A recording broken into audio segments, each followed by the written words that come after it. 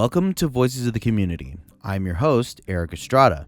This episode is part one of a highlight compilation from season 1 of our special series where arts meet impact and our co-production with Arts for a Better Bay Area, featuring interviews with summit attendees and presenters from our 2023 The State of Our Arts and Culture Organization Summit. Join our summit roaming reporter, Isa Nakazawa, as we highlight the voices of panelists and discussions that happened during the summit workshops, which focused on rebuilding our communities through the arts. I want to thank you because I really feel like as an artist who's living in the Bay Area and has for so many years, like over 20 years, it felt like the passion and the fire that I feel like has been missing from the conversation you've like channeled for all of us. So I just want to thank you because I feel like, to your point that you were making, that I want you to somewhat summarize about the power of narrative in the opposite direction, where like we are starting to internalize the doom loop in narrative as people living in San Francisco and perpetuating it. So if you can kind of summarize that point around like what is something to be wary of around internalizing this narrative that the media's created, and what is another narrative that we can kind of internalize or project out to combat that, or to at least talk back to it.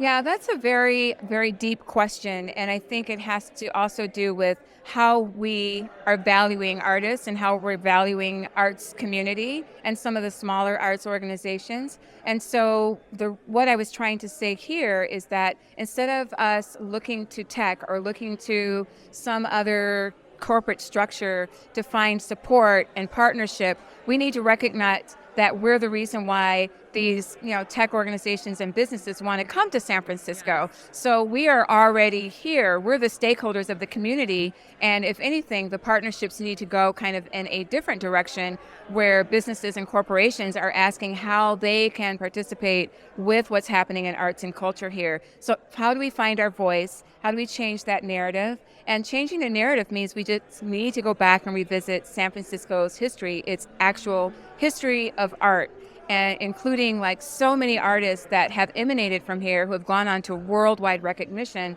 They are all grassroots artists that started here. And so San Francisco has this great ability to actually create a whole generation after generation of incredible artists. And these artists are what is changing the world, because art leads to open minds. And if we want to further the ideals of democracy, one of the most important things that we can do is make sure that the artists who are literally helping us to interpret our lives and helping us to see other lives and helping us to understand, these are the people that we need to be funding first and foremost. And we need to now get our business community to understand, for capital, the biggest producer of what's been happening locally. Surprisingly, the arts are a big production of revenue. If 2020 taught us nothing else, it taught us that there is no permanence in this world. So just because an organization existed for 20 years doesn't mean it needs to exist for another 20 more. Just because an organization existed for 20 years doesn't mean that it shouldn't exist for 20 more. But I think those are questions that you should grapple with. Not just because we existed, therefore we should exist.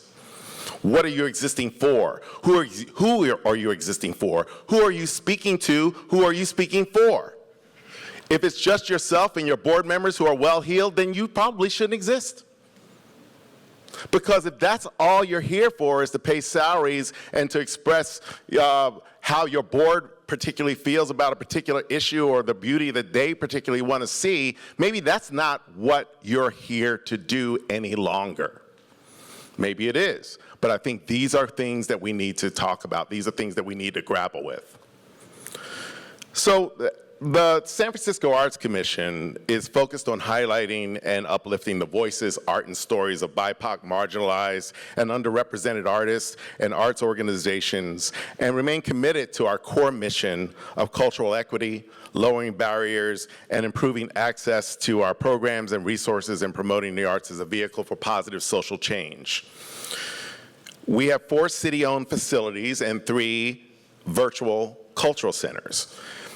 We've increased the operating budgets for each cultural center by 10%. We're investing over $40 million towards seismic capital improvements at the Mission Cultural Center for Latino Arts and the African American Arts and Culture Complex. We're ready to partner and provide support in recovery efforts. The Arts Commission is poised and ready to collaborate and partner with other arts agencies, other city arts agencies that are spearheading downtown recovery efforts, and will work with them to facilitate and create opportunities for artists and arts organizations. We have to figure out a new way of engaging with our community and our patrons. The old way isn't coming back. So we can't keep kind of beckoning, thinking about the way it used to be, but we have to think about what it will be. And we need to have citywide festivals. I mean, we live in the Bay Area, right? I mean, how is Austin getting an edge on us right now? They shouldn't, right? South by Southwest, why wasn't that here? But we need to have something like that here, an iconic festival across the entire Bay, so that people come from all over the world to experience what we all know to be the rare jewel that San Francisco and the Bay Area is. We have access to the world's greatest tech companies. What the COVID pandemic taught us was that we can't depend on one source of revenue stream to remain sustainable. In order for performing arts to remain stable, we must embrace technology, just as sports had to do at one point in time. Now, technology and sports have been so interrelated, we don't even think that at one point in time they were separate entities. But in that same way, if you think about the performing arts, particularly the way we engage in performing arts, we've really not moved far beyond how we were operating in the 50s or the 40s or the 30s or the 60s, you know, and here we are in, 2023, and we're still have the same mode. We still want subscribers. We still want people to stand in line. We still want people to come sit in a seat. I think those times we have to re-examine them. So I believe that the future will see a democratization of the arts and culture sector. Most live performing arts will be accessible on flat screens for the general public. I think the live experience will become a premium experience. Some would argue that it already has. If you look at some of the prices that you have to pay to go to some of the big organizations, one could easily say that they've already locked out most of the people. So then the people can't experience those art forms on anything. Now, what if the people could experience those art forms on flat screens from the comfort of their living rooms, on their couches, for a digital subscription fee? I think that's the area where we need to move into. That's the area of growth. If the pandemic taught us anything, it taught us that there was a possibility there. So these are the new ways we have to think. And it doesn't have to be an either or. It doesn't mean that our theaters will be empty, because those theaters will be packed with people that want to see the live experience. But it means that a greater number of people will be able to experience the art forms that they're not able to experience now. A democratization, a literal democratization of the art form. So I think that I think people will gladly purchase that experience. They'll gladly grab it, they will like it, and they'll believe in it. I firmly believe that this is something we can do. And think about it. Who gets killed in a revolution first? It's the artists. The artists, the philosophers, the poets, the dreamers, the people that reconstruct the society. We are the danger, we are the threat. So act like it. Act like you are the threat that you are, because you really are. And they know it. And we can change, literally, we can shift the way that society thinks about itself through art and through our messages. We have the ability to disrupt. So our task is to disrupt and rebuild. And while building, disruption into our long-term strategic planning. Here we are in an area that is made for disruption. It literally gained its fame from disruption. Don't let disruption lie in one sector, and that's tech. We have the ability to disrupt too. So what I would leave you with today is, let's take our values, take our philosophy, take our dreams, take our energy, take our spirit, and disrupt, disrupt, disrupt. Thank you.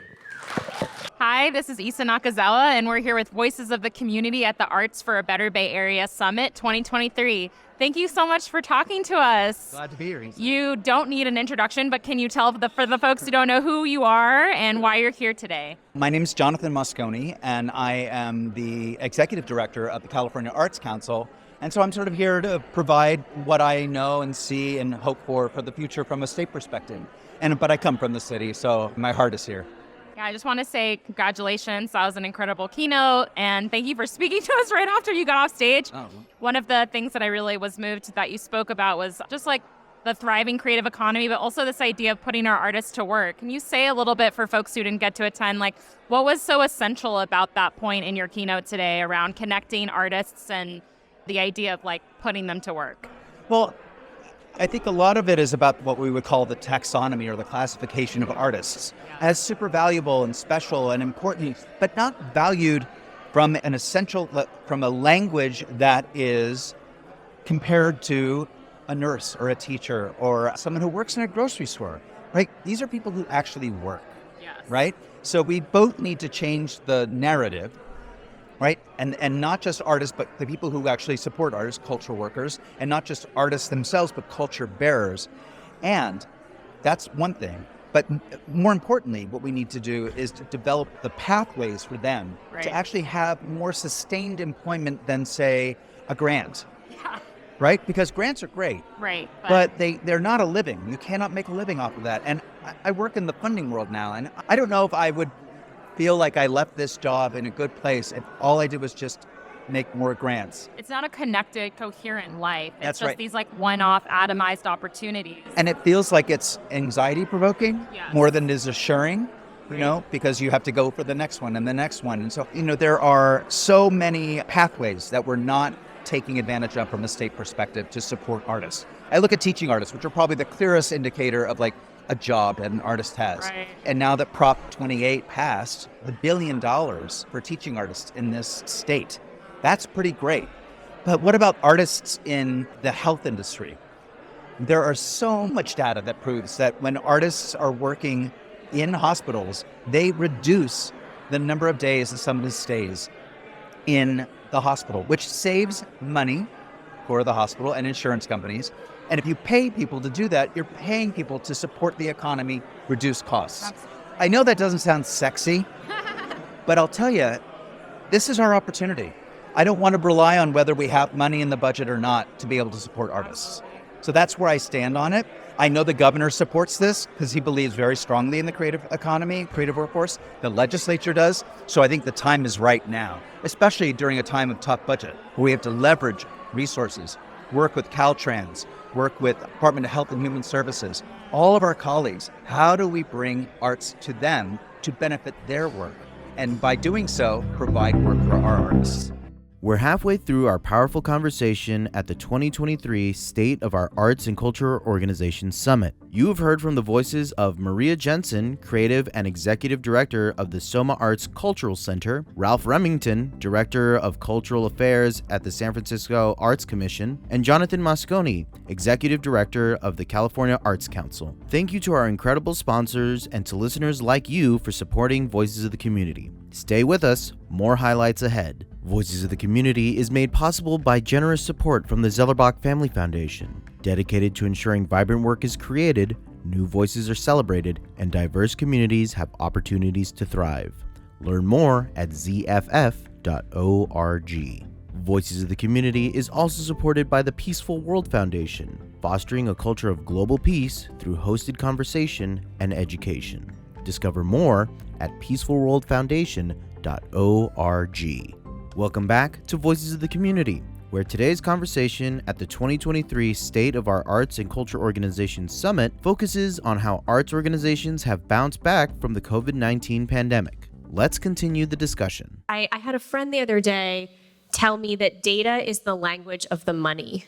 And I have not been able to stop thinking about that. I know a lot of artists don't really like numbers. They don't really find use in data, but data is the language of the money. And I think that is really powerful to think about how you talk about your impact, how you talk about not only your money, but numbers of people, right? Numbers is how you get the grants. It's how you get the governmental support. It's how you get the funders, right? So just one of the reasons why I'm kind of a proud data nerd is because I think it's really powerful.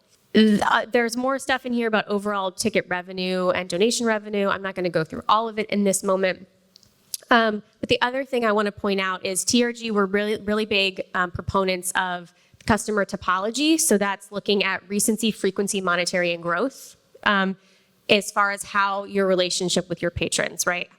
How recently are they coming? How often are they coming? How much are they spending? And is their loyalty and their spend with you growing over time, right? That's kind of TRG's big thing. We always joke that we're going to get the patron loyalty ladder. We're all going to get tattoos because that's like our big thing. But we like to look at all of that. And the interesting thing about where we are now is we're getting significantly more brand new customers than we've ever had. We arts and culture nationwide, right? Which is great. So whatever you're doing in marketing is working. It's getting new people in the door. The bummer flip side of that is the one-time returning customer typology is significantly lower. So you're getting more first-timers in the door, but even less people are coming back than they were in 2019. So that, I think, is a point of that I'm going to try and hammer home the rest of the day, is that new customer retention is something I think we really are underutilizing and underfunding and under-resourcing at this time. Another positive thing at the moment is demographically, we are seeing those new audiences make up more Gen Xers and more millennials than historically were coming, which is great. The bummer flip side of that is that they're not coming in significantly enough percentages to make up for the decrease in the baby boomer generation. We've lost about 25 to 30% of the baby boomers that just haven't come back since pandemic. And unfortunately, if you look at that customer typology, most of those baby boomers are going to be your loyalists, right? Your subscribers, your people that were coming recently, they were coming frequently, they were spending money, and they were growing their support over time. So that dip in percentage of the baby boomer loss is really where I think we're all feeling the revenue strain at the moment. But yes, there are Gen Xers and millennials are coming, so we need to make sure that they come back and we need to reach more of them. One more thing about the Bay Area specific data that I thought was fascinating. And like I said, you'll be able to look at all of this and look at the specific numbers. But as far as ticket sales go, this has been, we had a really good holiday season, mostly for ticket sales. But the thing that kind of shines in the Bay Area data specifically for me is you had a really good March and April. I don't know what goes on here in March and April, but apparently a lot that sold tickets. And that is a spike. I don't know if you can see the whole spike. But that's a spike that I'm not seeing anywhere else. So that's very Bay Area specific. I live in Los Angeles, so I'm not far away, but I don't know what's happening here in the early spring, but something exciting. I wonder, is SF Travel in the room? I wonder if that's when they did their push, because they've been doing a lot of pushes with, anyway. It didn't start until April 21st. Shoot, Brenda. I wanted you to take the credit. I mean, claim it. Yeah, just own it.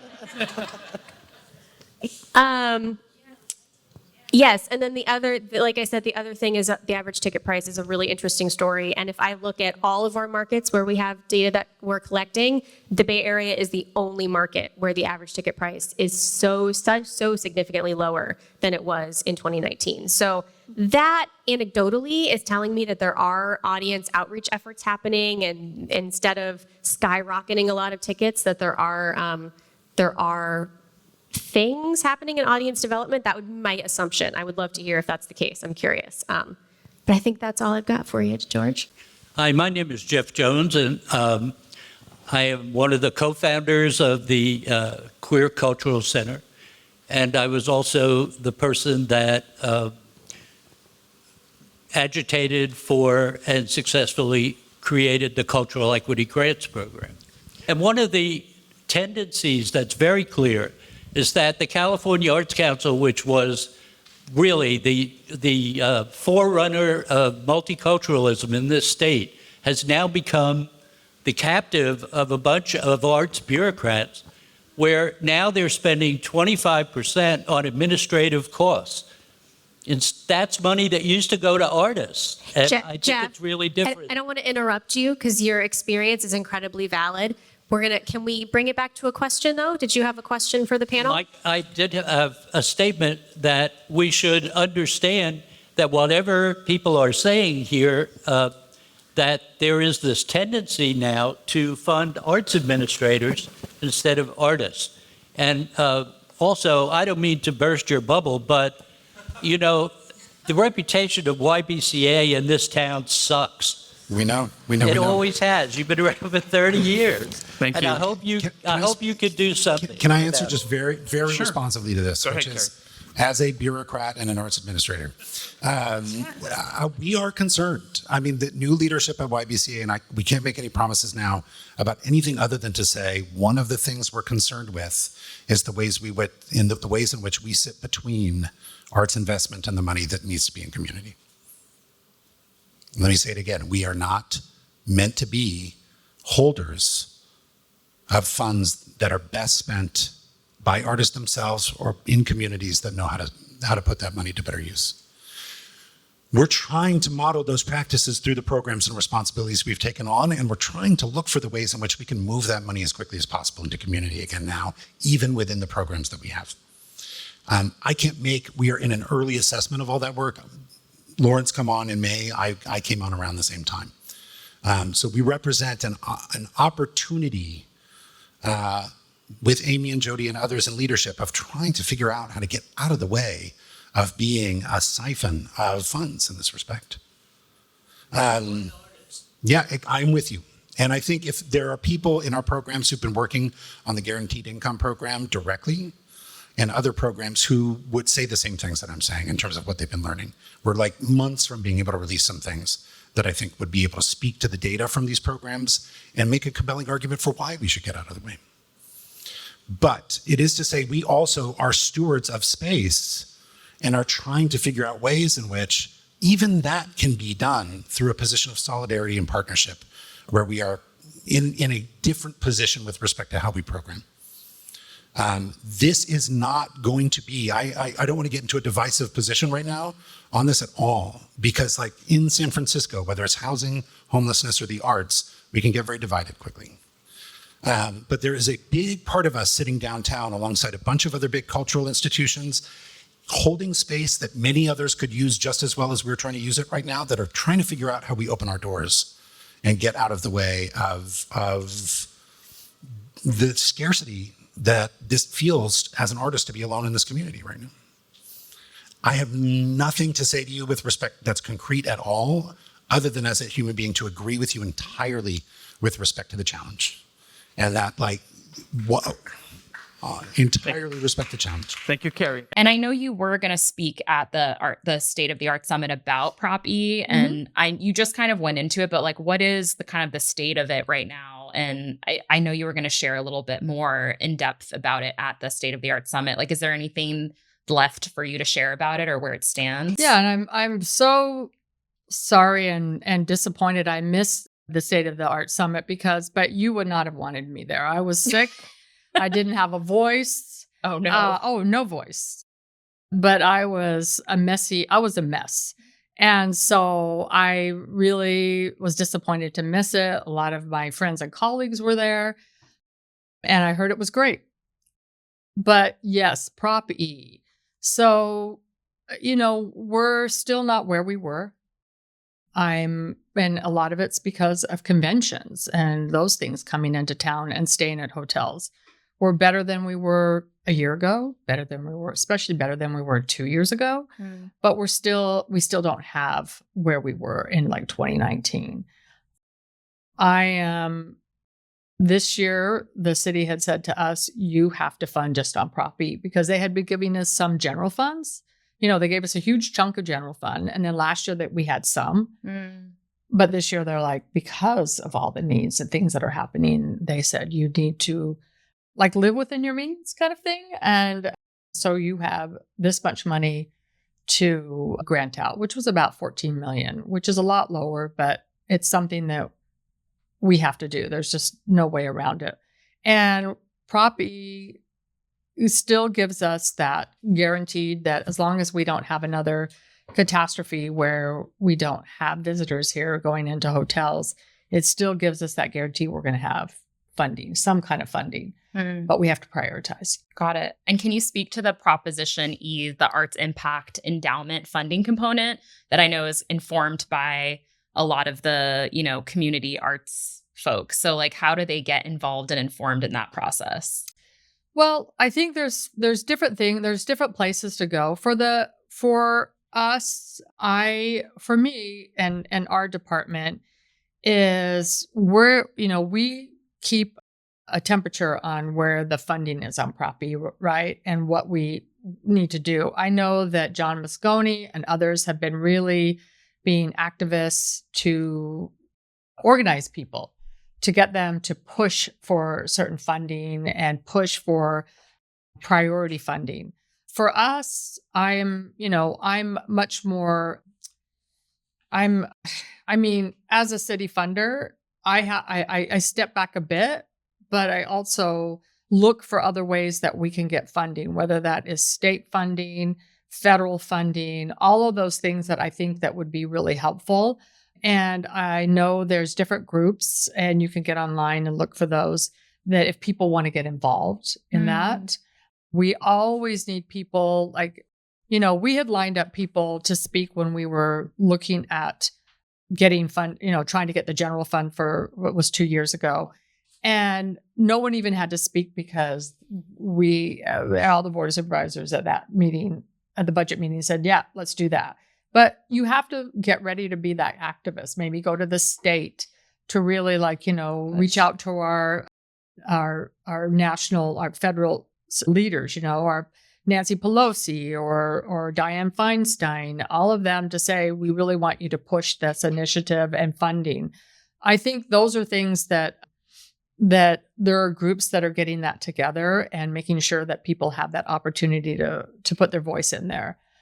Because the arts has always been a target, and especially you get certain groups and certain political figures in that they take a swipe at the arts. Right. That thinks we're, anybody that's involved in the arts are, not the kind of people they want to vote. That's why it's so important that we do get involved. Exactly. A special thanks to our summit attendees and our guests, Maria Jensen, Ralph Remington, Jonathan Moscone, Jenny Cohn, Carrie McClelland, and Valley Brown for their insights on arts advocacy. Visit voicesofthecommunity.com and go to Season 1 of Where Arts Meets Impact and explore about our guests and see their work.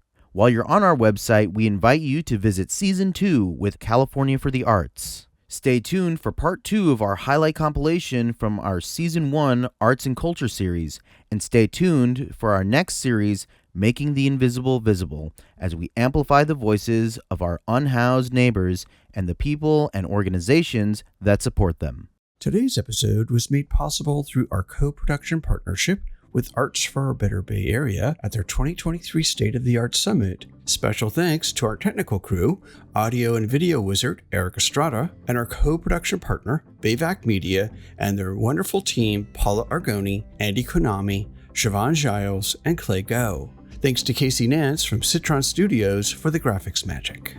A special thanks to our broadcast partners who help share these important conversations: KSFP LPFM in San Francisco, KPCA LPFM in Petaluma, Petaluma Community Public Access TV, BAVC Media's SF Commons, and PEG Media's Public Access TV Exchange. Thank you for your commitment to amplifying diverse voices and perspectives. Please support these partners and our mission by tuning in and spreading the word.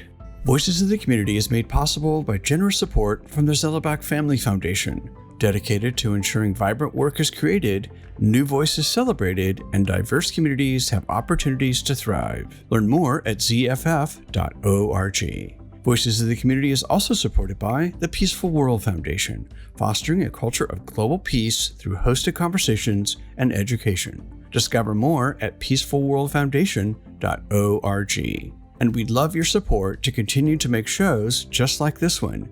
Go to voicesofthecommunity.com and click on the donate button to help us continue to bring you unique voices from our community. Take Voices of the Community with you on the go. Subscribe on Apple Podcasts, Spotify, or your favorite podcast app. Enjoying the show? Please rate and review us on your favorite app. It helps more people discover these important stories. Go to youtube.com/@